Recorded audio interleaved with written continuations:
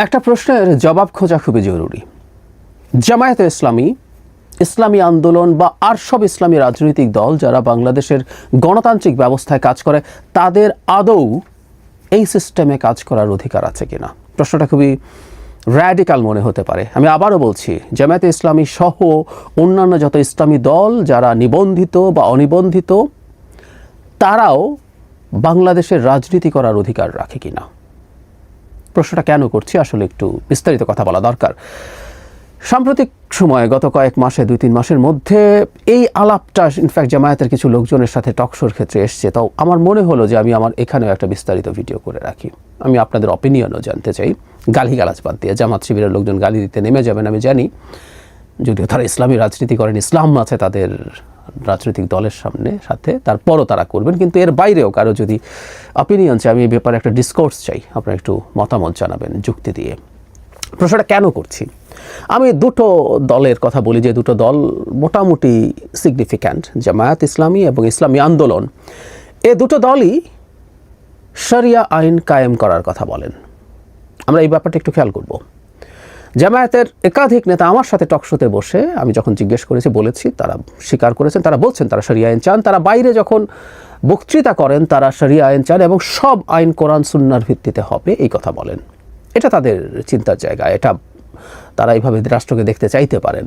আচ্ছা, ইসলামী আন্দোলনও একই আলাপ করেছেন, এমনকি কেউ কেউ রীতিমতো খেলাফত কায়েমের কথা বলেন। এখন আমি কে কিভাবে বলেন, কিন্তু এক্সিস্টিং যে সিস্টেম আছে তারা সেটা রাখবেন না, তারা সেটা বলেন, তারা শরিয়া করবেন, কেউ খেলাফত করবেন, ইত্যাদি ইত্যাদি। আচ্ছা, এখন সমস্যাটা কোন জায়গায়? আমরা ইসলামী শরিয়া আইন যদি বাংলাদেশে কেউ কায়েম করতে চান এবং তিনি যদি এই যুক্তি দেন, একটু খেয়াল করব, যুক্তি দেন যে আমি তো জনগণের কাছে ভোটে যাই, আমি জামায়াত এবং ইসলামী আন্দোলন সহ আরও কয়েকটা দলকে রাখছি যারা সাংবিধানিক রাজনীতি করেন। কেউ কেউ আছে র্যাডিক্যাল ইসলামিস্ট, তারা নির্বাচন বা আমাদের এই এক্সিস্টিং ইলেকটোরাল যে ফ্রেমওয়ার্ক আছে, কনস্টিটিউশনাল ফ্রেমওয়ার্ক আছে, সেটা মানেন টানেন না, তারা এগুলোকে হারামও বলেন। আমি তাদেরকে বলছি না, তাদের মধ্যে কোনো সমস্যা নাই, তারা এটা হারাম মনে করেন।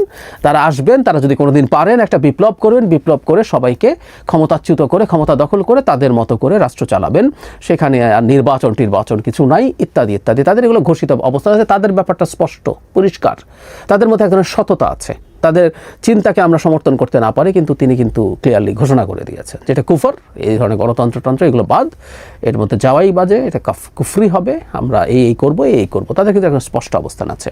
আমি কথা বলছি সেই দলগুলোর কথা যারা ডেমোক্রেটিক ফ্রেমওয়ার্কের মধ্যে কাজ করে, যারা নির্বাচন করতে চায় এবং নির্বাচনের মধ্যে ক্ষমতায় যেতে চায়। যে দলটা নির্বাচন করে সে ক্ষমতায় যেতে চায়। জামায়াত ইসলামীর তো অনেকেরই ধারণা জামায়াত ইসলামী খুব অল্প সময়ের মধ্যে, এবার না হলে পরের বারের মধ্যে ক্ষমতায় চলে আসবে।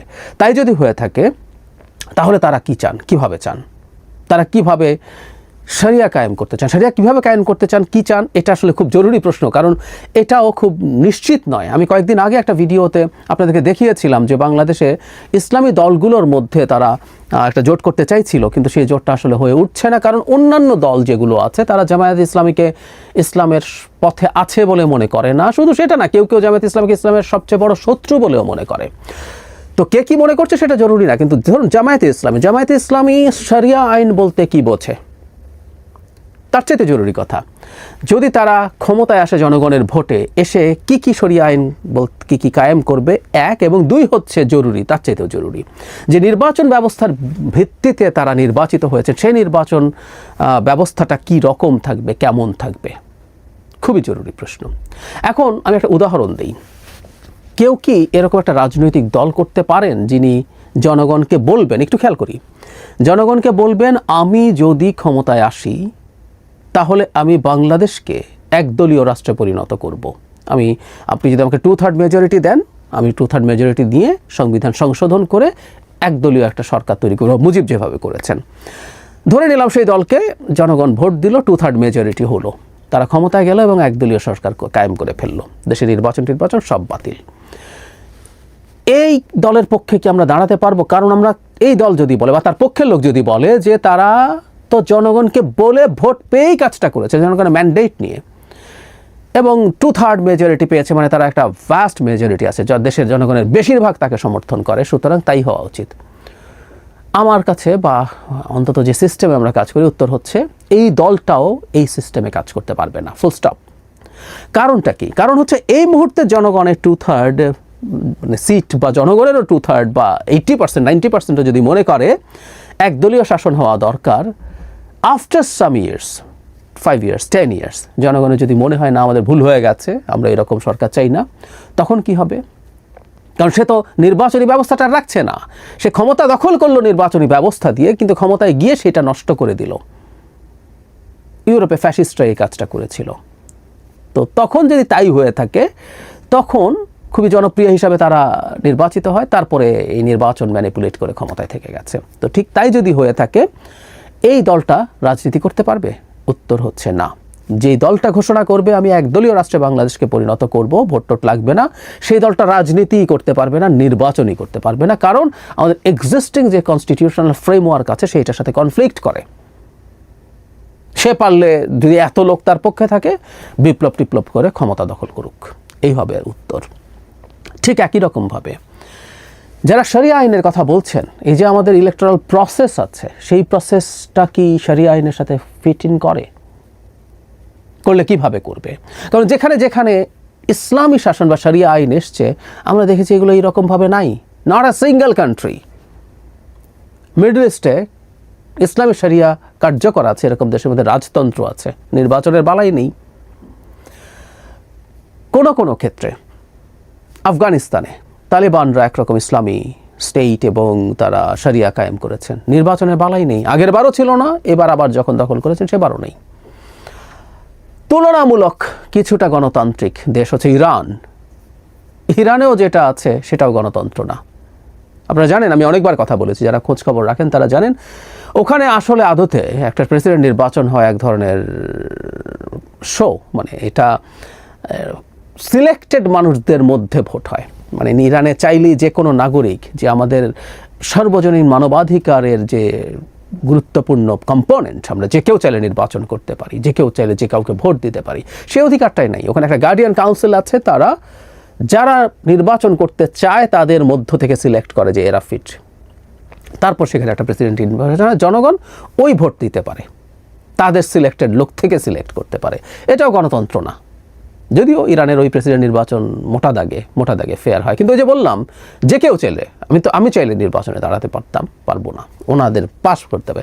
সুতরাং একটা রাষ্ট্র নাই যেখানে আসলে এই গণতান্ত্রিক নির্বাচনী ব্যবস্থাটা আছে। তাহলে তারা কোন ধরনের ইসলামী শরিয়া কায়েম করতে চান সেটা তাদের বলতে হবে। এমনকি প্রচুর আইন আছে, প্রচুর বিধিবিধান আছে যেগুলো ইউনিভার্সাল হিউম্যান রাইটসের সাথে কনফ্লিক্ট করে। যেমন শরিয়া যেসব দেশে কায়েম আছে, প্রত্যেকটা দেশে নারীদের বাধ্যতামূলক হিজাব পরা বা বোরকা পরতে হয়। এটা আমাদের সর্বজনীন মানবাধিকারের পরিপন্থী। এটা তারা করবেন কি না, এরকম বহু ইস্যুজ আছে, বহু শাস্তি আছে যেগুলো আসলে আমাদের ইউনিভার্সাল হিউম্যান রাইটসের সাথে কনফ্লিক্ট করে।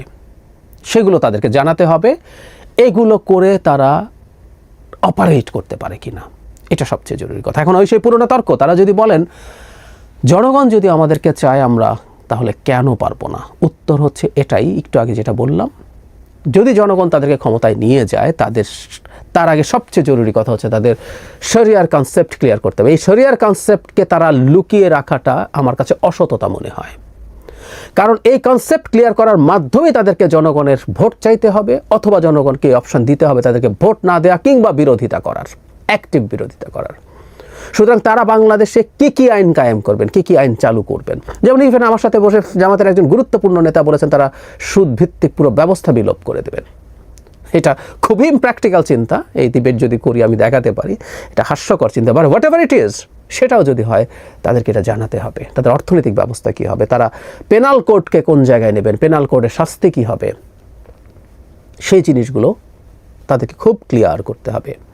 এর বাইরে যে বললাম হিজাব সহ নানা ইস্যু, নারী ইস্যু, এগুলো তারা কিভাবে ডিল করবেন, তাদের যে ছড়িয়া, কারণ এটা নিয়ে আসলে ডিবেট আছে। ওই যে বললাম ইসলামী দলগুলোই এক পক্ষ আরেক পক্ষকে ইসলাম মানে না বলছেন। সুতরাং জামায়াত হোক, ইসলামী আন্দোলন হোক, অন্যরাও তাদের সেটা বলতে হবে। দ্বিতীয় হচ্ছে নির্বাচনী ব্যবস্থা। আবারও বলছি, কোথাও নির্বাচনী ব্যবস্থা নাই যেখানে ইসলামী শরিয়া কায়েম হয়েছে, কোথাও নেই। পুরোপুরি পূর্ণাঙ্গ রাষ্ট্রে যখন শরিয়া আইন কায়েম থাকে, ক্ষমতায় থাকে, কোথাও নেই। কোথাও কোথাও পার্শিয়ালি কোনো রাজ্যে কিছু শরিয়া আইন অপশনাল হিসাবে আছে, কিন্তু সেই রাষ্ট্রগুলো শরিয়া ভিত্তিক রাষ্ট্র না, সেগুলোতে নির্বাচন আছে, কিন্তু অন্য কোথাও নেই। সো এই ব্যাপারগুলো ক্লিয়ার হতে হবে, এবং এগুলো আমাদের সামনে যদি পরিষ্কার না হয় তাহলে এনাদের রাজনীতি করার অধিকার আছে কিনা প্রশ্ন আমরা করব। তারা জনগণের ম্যান্ডেট নিয়েও যদি কোনো দিন ক্ষমতায় যান এবং বিশেষ করে নির্বাচনী ব্যবস্থা বন্ধ করে দিয়ে গায়ের জোরে ক্ষমতায় থাকতে শুরু করেন, তাহলে এই দলগুলোর রাজনীতিই নিষিদ্ধ হয়ে যাওয়া উচিত। কি করবেন তারা? অনেক সমর্থন যদি থাকে তাহলে তারা বিপ্লব করবেন। জামায়াত ইসলামী একসময় বিপ্লবের কথা বলতেন, শিবির একসময় বিপ্লবের কথা বলতো। আমি প্রায় বলি, আমি যে কলেজে পড়াশোনা করেছি এইচএসসিতে, সেখানে শিবিরকে খুব কাছ থেকে দেখেছি, তখন কিন্তু স্লোগান দিতেন তারা, বিপ্লব বিপ্লব, ইসলামী বিপ্লব। তাহলে তারা একটা বিপ্লব করে ক্ষমতা দখল করতে হবে, কারণ এই গণতান্ত্রিক সিস্টেমে তারা ফিট ইন করেন না। এই জবাবগুলো দ্রুত তাদের দিতে হবে, কারণ সামনে নির্বাচন আসছে। এই নির্বাচনকে সামনে রেখে জনগণের অধিকার আছে তারা এই দেশকে কীভাবে দেখতে চান। খালি লোয়ার হাউসে প্রপোর্শনাল রিপ্রেজেন্টেশন, এটা বলার চাইতে জরুরি আলাপ হচ্ছে ওইগুলো।